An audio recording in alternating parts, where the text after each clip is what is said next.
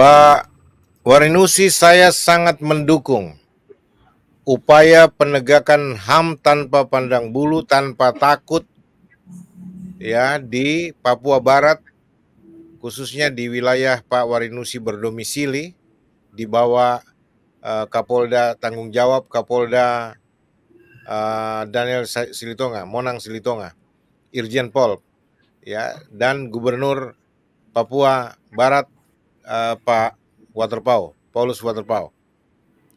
Itu harus diusut terus, Pak. Harus dituntaskan, Pak. Kita sangat mendukung dan kami selalu menantikan di sini reportnya lagi, Pak. Untuk laporan berita dari Pak Warinusi, jangan bosan-bosan, Pak, memberikan laporan apa adanya di Paradoks Papua supaya masyarakat dunia tahu, supaya orang Indonesia tahu apa yang terjadi di Papua, dan supaya kita semua tahu.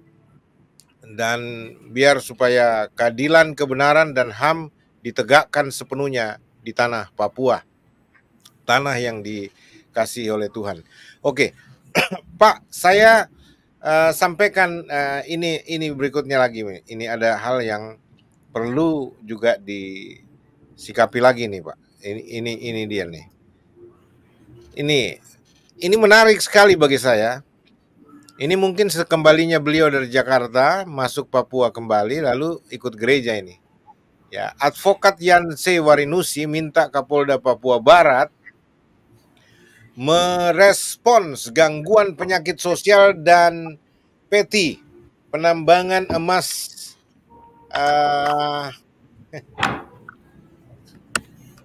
yang masih lanjut itu ya, Pak. Katanya sudah berhenti tapi ternyata jalan terus. Oke. Advokat Yan Warinusi minta Kapolda Papua Barat merespons gangguan penyakit sosial dan peti di wilayahnya, jangan ada pembiaran. Nah, ini foto beliau waktu ikut ibadah Minggu Kapolda Papua Barat, Irjen Polisi Dr. Andes Monang Tahi Daniel Silitonga yang kemeja putih ini orangnya. Ya, antre untuk berjabat tangan dengan jemaat saat hadiri ibadah Minggu pagi di GKI Jemaat Sion Sanggeng, Manokwari, Provinsi Papua Barat pada hari Minggu 17 bulan 9 2023. Dokumen oleh Advokat Yan Warinusi. Nah, saya bacakan singkat begini, Pak. Kapolda Papua Barat Irjen Polisi Dr. Andes Monang Tahi Daniel Silitonga hadir dan ikut dalam ibadah Minggu pagi di Gereja Kristen Injili GKI di Tanah Papua, Jemaat Sion Sanggeng Manokwari, Provinsi Papua Barat. Saya sebagai Penatua Sekretaris Urusan Pelayanan Pembinaan Jemaat UP2J mencatat dalam penyampaian pesan Kamtipmas Keamanan dan Ketertiban Masyarakat, di mana Bapak Kapolda mengatakan bahwa ada 4 masalah besar. Nah, ini beliau bilang ada 4 masalah besar dan menonjol yang tengah terjadi dan berkembang serta patut diwaspadai, serta patut disikapi di wilayah Polda Papua Barat di Provinsi Papua Barat dan Provinsi Papua Barat Daya, ungkap Sekretaris UP2J Advokat Yan Christian Warinusi SH dalam keterangan elektroniknya yang diterima oleh media. Dikatakan yang dimaksud keempat masalah itu adalah pertama, yang dimaksud oleh Kapolda Papua Barat ya. Yang pertama, soal kekerasan dalam bentuk kasus pembunuhan kedua. Yang pertama soal kekerasan dalam bentuk kasus pembunuhan. Lalu yang kedua, soal domestic violence, kekerasan dalam rumah tangga atau KDRT. Lalu yang ketiga, yang dimana bentuk menonjolnya adalah penyimpangan seks dalam keluarga, dikatakan oleh Panglima, ya, di mana kasusnya mencapai angka 268 kasus hingga Juni 2023. Kemudian yang ketiga, soal unjuk rasa dan palang memalang jalanan, serta keempat, soal kecelakaan lalu lintas laka lantas yang menurut catatan Polda Papua Barat kini mencapai angka 59 orang sepanjang awal hingga pertengahan tahun 2023. Yang mengherankan bagi saya dalam kapasitas sebagai penatua dan advokat pembela hak asasi manusia HAM, Manokwari dan Papua Barat adalah kenapa Kapolda Papua Barat Jenderal Silitonga tidak menyebut masalah yang merupakan penyakit sosial seperti kegiatan judi, togel online, dan dadu atau kartu rujak yang lagi marak terjadi di Manokwari dan Papua Barat. Ya, tanya Penatua dan pembela HAM, kenapa itu tidak dipusingin? Kemudian kata Yan, kenapa Bapak Jenderal Silitonga tidak memberi perhatian kepada peredaran minuman keras, miras, yang masih marak di Papua Barat dan Papua Barat Daya, utamanya di kota Manokwari yang dikenal sebagai kota peradaban dan kota Injil. Apakah karena para bandar judi togel, judi online, dan kartu rujak telah memperoleh izin untuk menjalankan bisnis melawan hukumnya dari sang jenderal?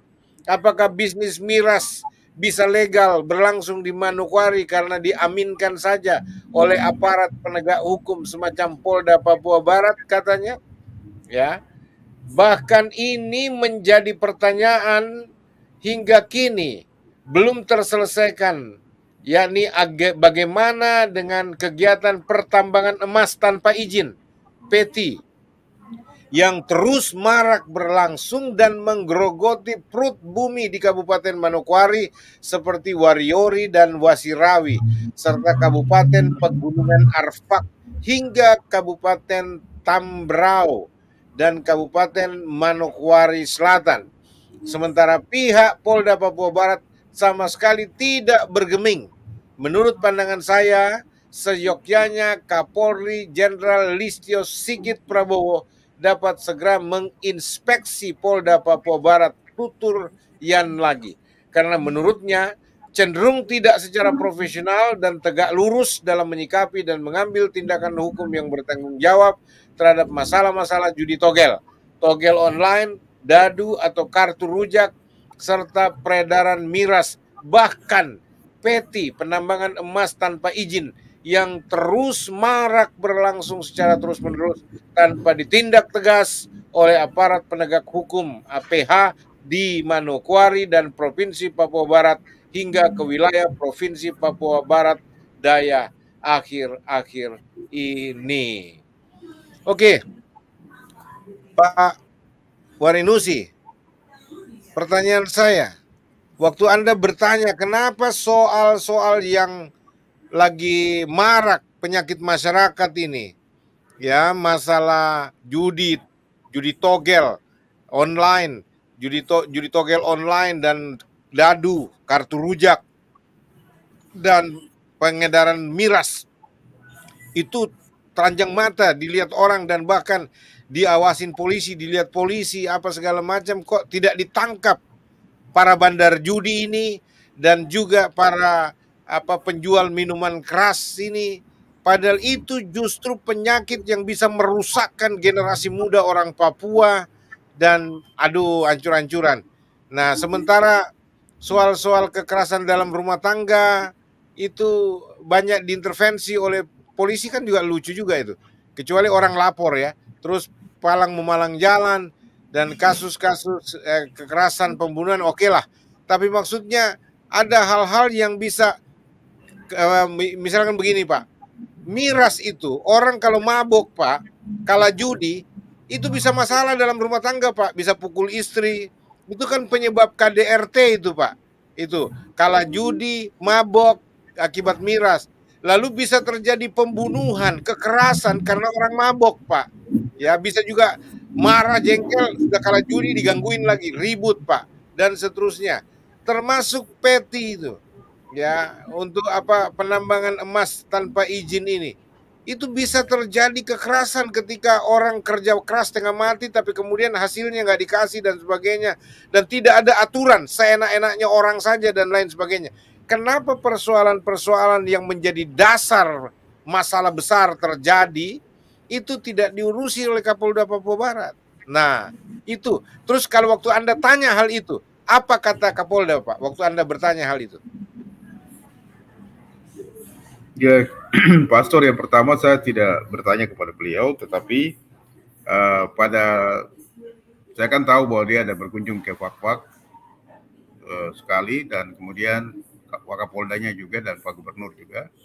Lalu kemudian pada tanggal 17 itu kan 2 staf saya yang saya tugaskan untuk pergi untuk melakukan pengumpulan informasi bersama-sama dengan kontak person kita yang ada di lapangan, dan mereka tadi sudah kembali. Nah, pada hari Sabtu, ketika hari Minggu mereka mau berangkat, hari Sabtu itu saya mendapat informasi karena posisi jabatan saya sebagai salah satu penatua di gereja GKI Sion Sanggeng di Manokwari, dan kebetulan saya dikasih jabatan sebagai sekretaris urusan pembinaan pelayanan jemaat. Jadi tugas saya adalah memastikan bahwa semua ibadah-ibadah yang berlangsung di jemaat, baik ibadah hari Minggu maupun ibadah-ibadah pada hari Minggu pelayanan itu selalu berjalan dengan baik. Termasuk saya mensupervisi para teman-teman majelis, anggota penatua dan syamasi yang lain untuk bisa melaksanakan tugas-tugas mereka. Nah, oleh karena itu saya mendapat informasi dari ketua jemaat bahwa hari Minggu Pak Kapolda akan berkunjung ikut ibadah sama-sama di jemaat kami, Jemaat GKI Sion Sanggeng, dan beliau juga sekaligus mau minta waktu untuk menyampaikan pesan-pesan Kamtipmas. Nah, jadi pada hari Minggu, saya biasanya hari Minggu tuh di gereja kami GKI Sion Sanggeng itu ada tiga ibadah. Jadi ada ibadah subuh, ibadah pagi dan ibadah malam. Nah, ibadah subuh, pagi dan malam itu pada ibadah itu saya selalu hadir, dan pada ibadah subuh itu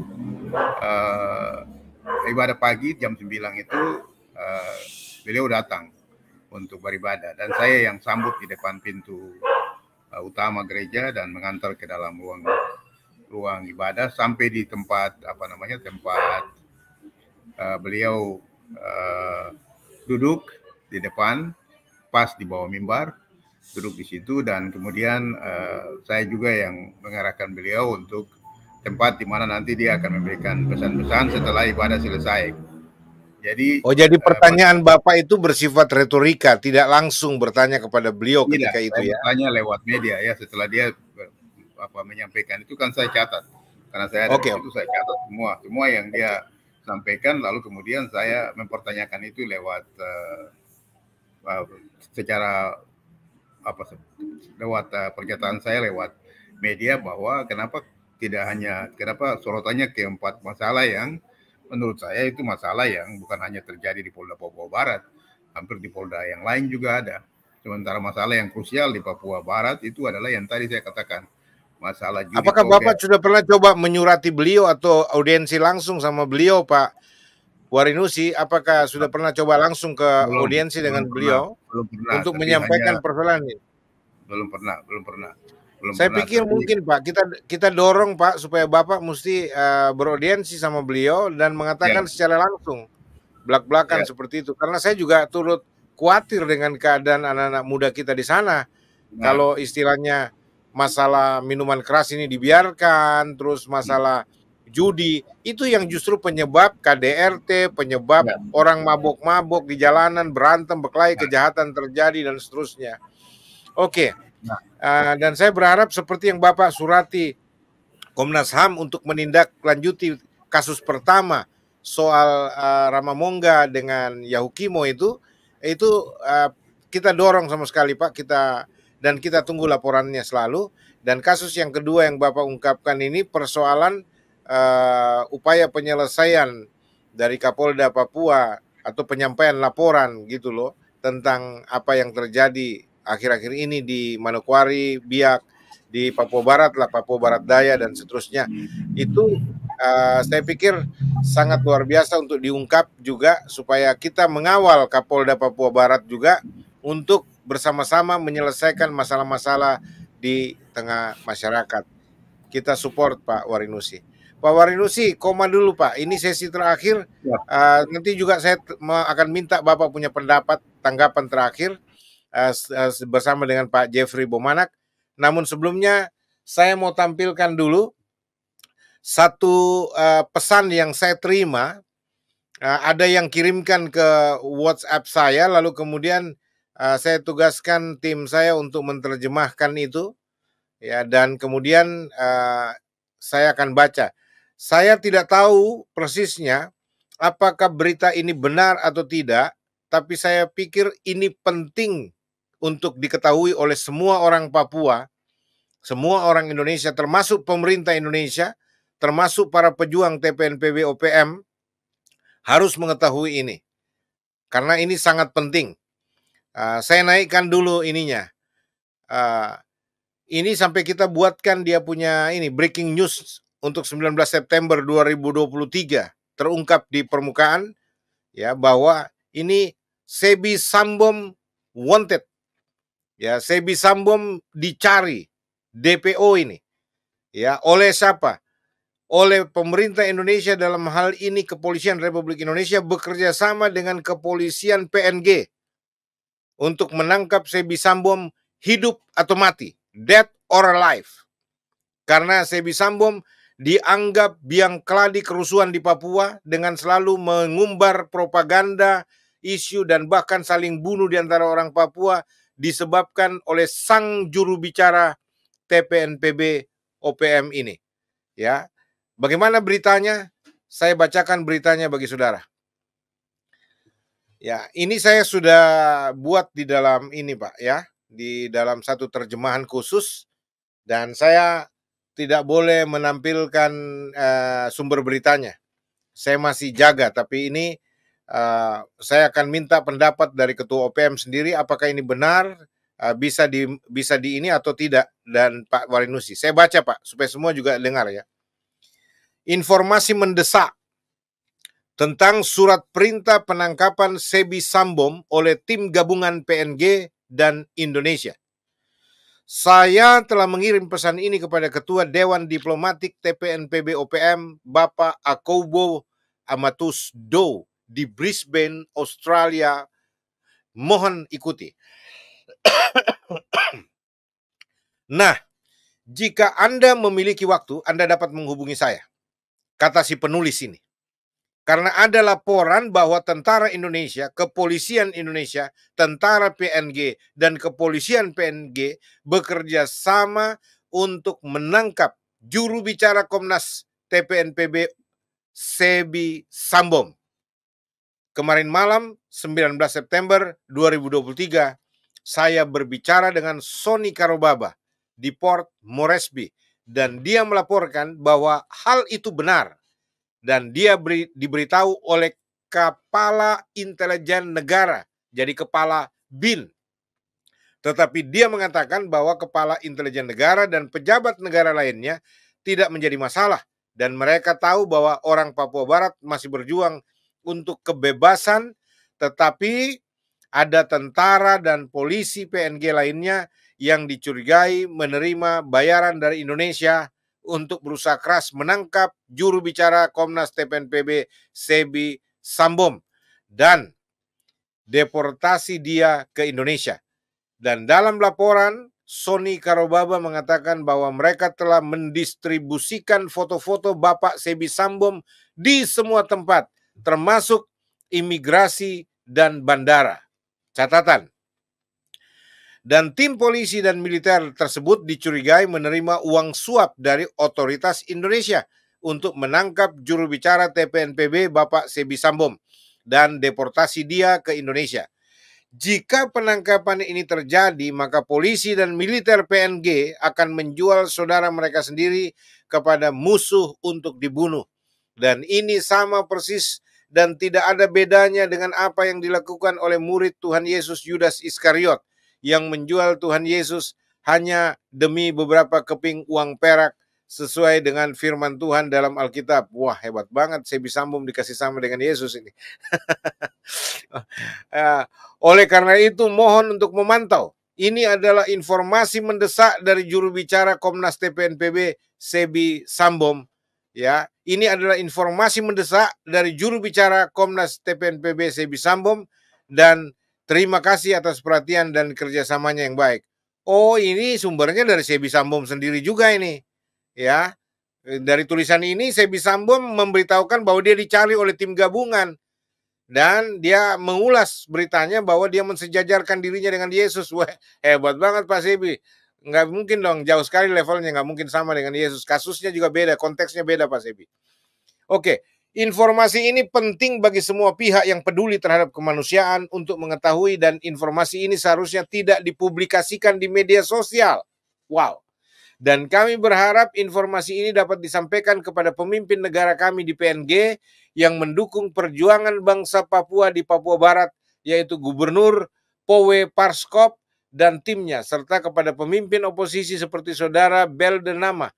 Alasan penerbitan surat perintah penangkapan ini sesuai dengan informasi yang diberikan oleh Saudara Sony Karobaba di bawah ini.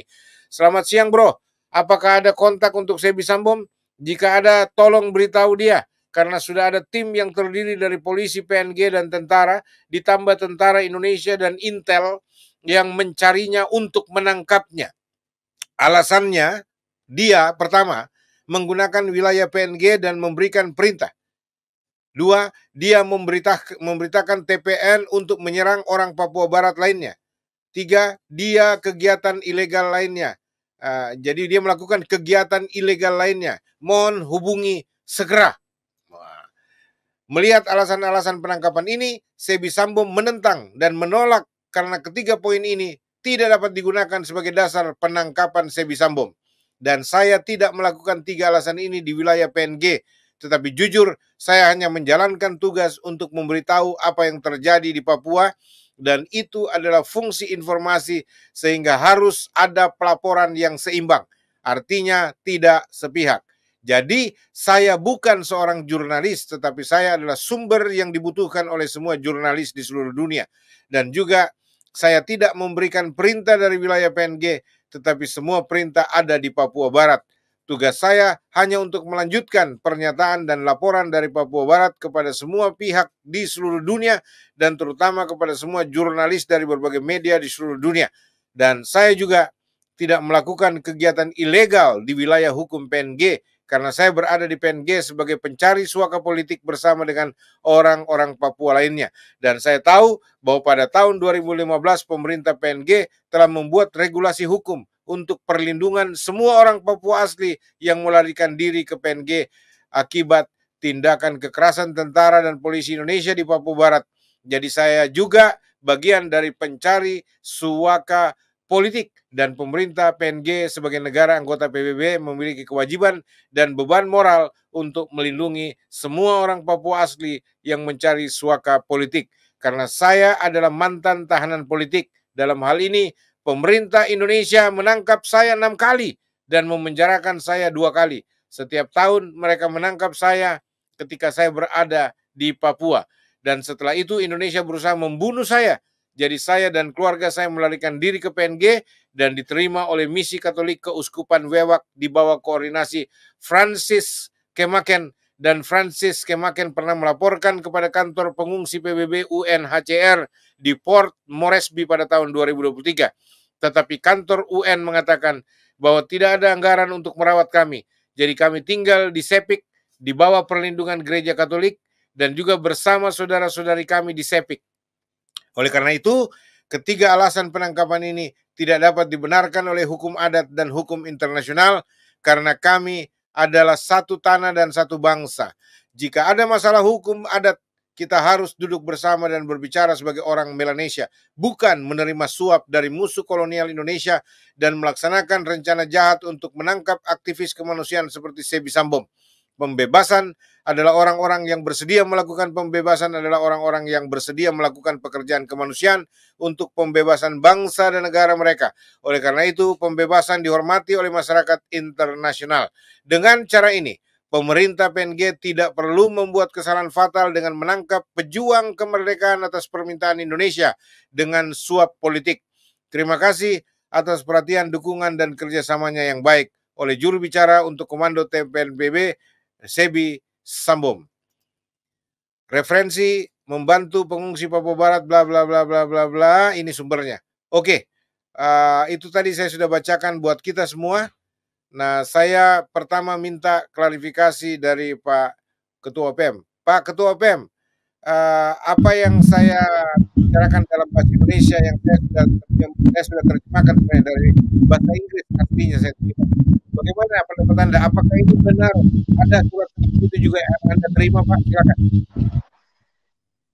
Baik, terima kasih Pak Bishop buat sebuah informasi yang memang mungkin masih fresh information. Saya sendiri belum mengetahui semua informasi ini secara jelas, tetapi mungkin link itu sudah dibagikan sendiri oleh saudara juru bicara TPNPB, saudara Sebi Sambom kepada semua kepada semua kalangan di internal, bahkan juga mungkin ke beberapa media di luar. Jadi memang kalau kembali dilihat status rakyat Papua Barat di Papua Nugini itu ada pernah terjadi satu agreement yang disebut dengan mutual agreement between Indonesia dan Papua Nugini. Itu pernah ditandatangani pada 1984. 1984 itu setelah proses refugi pertama setelah perang terjadi di Papua antara OPM dengan TNI, itu ada 34.000 orang Papua Barat yang menyeberang mencari perlindungan hidup di Papua Nugini. Dan mutual relationship itu termasuk Boda Treaty itu pernah ditandatangani pada 1984. Kemudian 2015 itu ada sebuah draft yang pernah dicoba untuk dimasukkan di parlemen oleh pemerintah Indonesia, yaitu istilahnya itu disebut dengan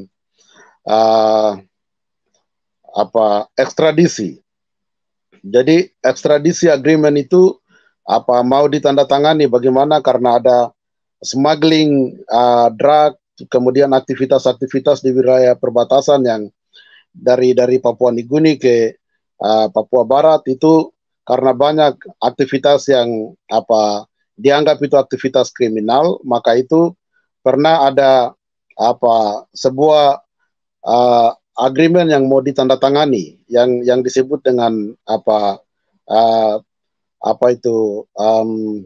yang tadi kami katakan bahwa ada kesepakatan dari kedua belah pihak antara Papua Nugini dengan Indonesia, ekstradisi agreement. Jadi dalam ekstradisi agreement itu pemerintah Indonesia mencoba untuk memasukkan pasal-pasal tertentu yang harus untuk dikontrol semua pejuang-pejuang Papua. Dan kami melihat dalam kasus saudara juru bicara tadi yang dimana Bapak Bishop baca, itu kami belum melihat sebuah news resmi yang sudah dikeluarkan oleh pemerintah Papua Nugini, tetapi itu bisa menjadi komitmen daripada kedua negara di tingkatan intelijen dan juga dalam operasi militer yang saat ini sedang mereka lakukan. Dan 3 hal yang menjadi alasan yang tadi dibacakan itu, kalau misalnya pemerintah Indonesia dengan Papua Nugini mereka punya bukti-bukti otentik bahwa ada sebuah komando-komando yang disampaikan oleh saudara juru bicara dari wilayah Papua Nugini atau dari negara lain ke negara lain, ya itu sudah pasti nanti akan kena pasal berdasarkan hukum yang ada di wilayah Papua Nugini, dan itu sedikit berbahaya. Tetapi kalau itu tidak ada dan yang lain-lain, dan kemudian ini merupakan spekulasi intelijen Indonesia untuk mencoba memadamkan semua informasi yang sedang keluar melalui juru bicara kami ke tingkat internasional, kami yakin bahwa ada alasan-alasan tertentu yang bisa melindungi Tuan Sebi Sambom. Tetapi Pak Bishop, di sini perlu kami sampaikan bahwa kami belum melihat itu rilis, dan kami belum mendapatkan kabar langsung dari Badan Intelijen Negara Papua Nugini atau juga dari jaringan kami. Tetapi kalau ini sudah memang diputuskan oleh kedua negara dan itu sudah berjalan, karena ini tanggal 19 surat ini dikeluarkan. Ini sudah lewat 1 hari dan kami akan kontrol dalam beberapa waktu ke depan. Karena soal deportasi dari wilayah Papua Nugini ke luar itu saya pikir imigrasi dan Kementerian Luar Negeri, kemudian juga dengan Departemen Pertahanan dan Keamanan dari kedua negara memiliki regulasi yang tidak bisa seperti menangkap orang dan langsung melemparkan ke satu negara tanpa sebuah proses yang jelas. Jadi nanti kita ikuti Bapak Bishop, kita akan lihat. Tetapi kalau ada sesuatu yang salah, itu nanti akan diproses dan akan dilihat. Tadi 3 poin yang tadi sudah dibacakan oleh Bapak Bishop itu penting. Tetapi kita harus tahu bahwa ini bukan seperti tangkap babi hutan dan langsung dilemparkan ke dalam pesawat ke negara lain.